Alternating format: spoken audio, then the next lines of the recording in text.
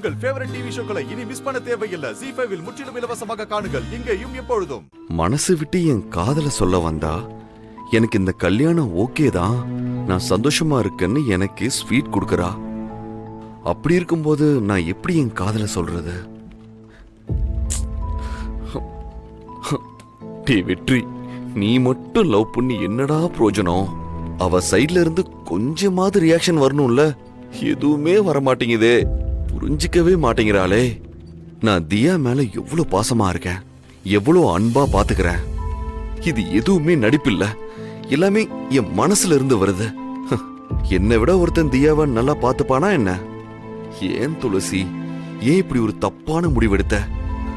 ஐயோ, இப்ப நான் என்ன பண்றதுன்னு தெரியலையே. உன் அப்பா அம்மாவோட சந்தோஷத்தை மதிக்கிறதுனால தானே நீ இந்த கல்யாணத்துக்கு ஓகேன்னு சொல்லியிருக்க. பேசாம நாமளே போய் மாமா அத்தை கிட்ட பேசிடலாமா? அவங்களையே துளசி கிட்ட பேச சொல்லுவோம். கரெக்டா, எனக்கு என்னமோ இதுதான் சரியான வழின்னு தோணுது. வெற்றி, முதல்ல இத பண்ணு.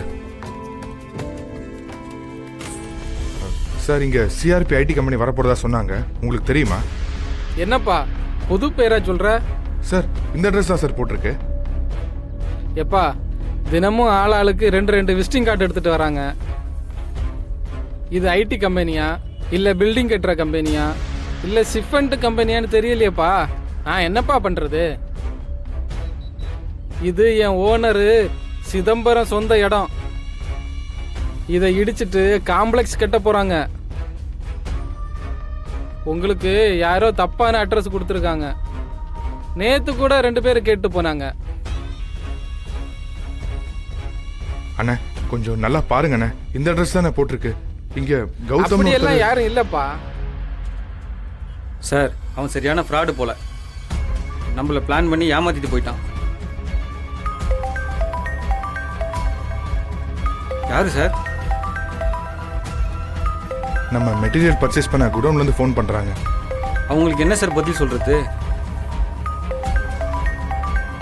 அட்டெண்ட் பண்ணி பேசுங்க சார். ஹலோ.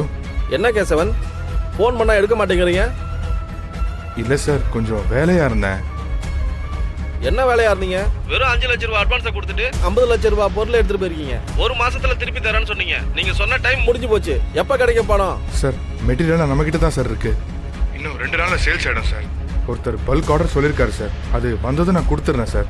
ஒன்னு சொன்ன டேட்ல பணத்தை கொடுங்க, இல்ல எங்க மெட்டீரியல் வந்து எடுத்துட்டு போயிருவேன். சார் சார் சார், அப்படிலாம் பண்ணிடாதீங்க சார். பணம் எப்படி ரெடி ஆயிடும், நான் கண்டிப்பா கொடுத்துறேன் சார்.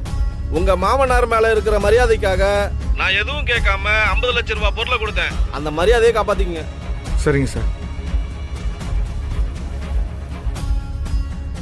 ரொம்ப பெரிய அமௌண்ட் ஆச்சா சார்? எப்படி சார் நீங்க அதை சமாளிக்க போறீங்க?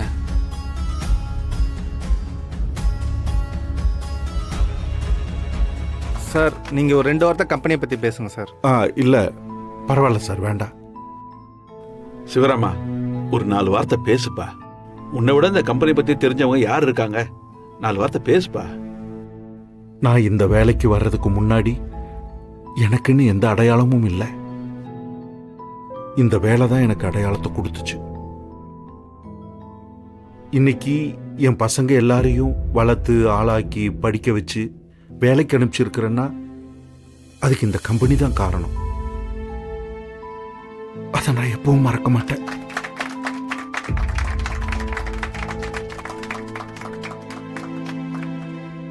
எனக்கு ஸ்பேனர் 3வது கை மாதிரி இருந்துச்சு, இப்ப அது கை விட்டு போயிருச்சு.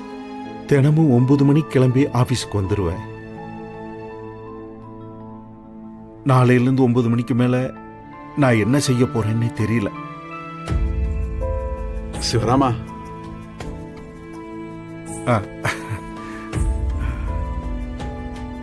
எல்லாருக்கும் நன்றி. வரேன்பா, வரேன்.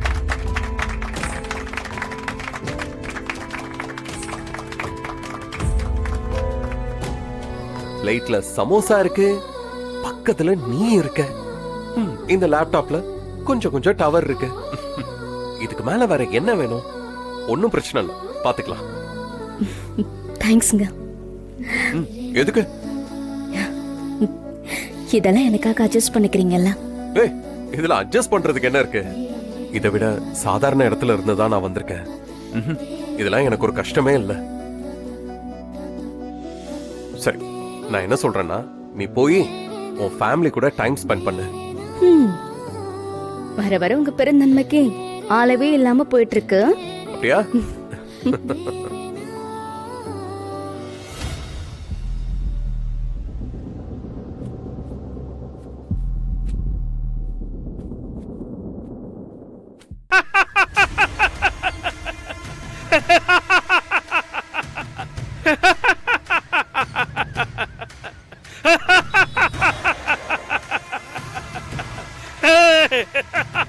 என்ன உன் வாழ்க்கை நீ நினைச்ச மாதிரி இல்லையா?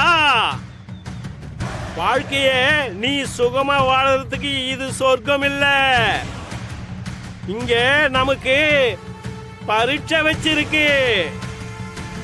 அதுல பாஸ் ஆனாதான் நம்மளால மேல போக முடியும்.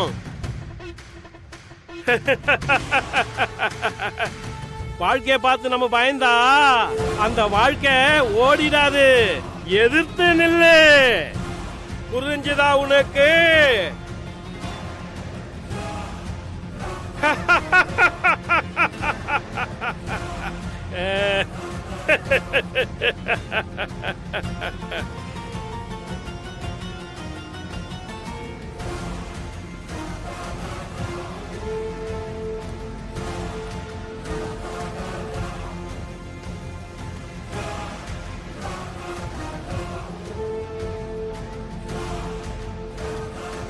உங்க தலையெழுத்த நினைச்சு வருத்தப்படாதீங்க.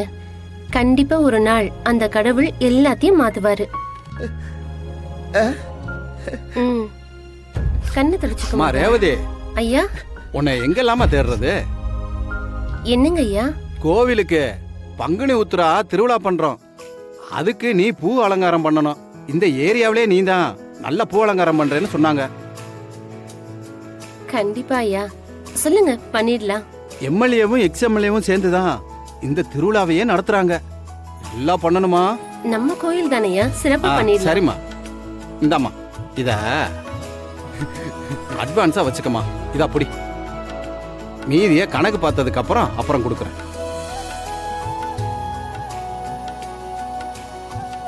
ரொம்ப நன்றிங்க ஐயா. நல்லா பண்ணிருமா. சரிங்க ஐயா. சரி, வரட்டா?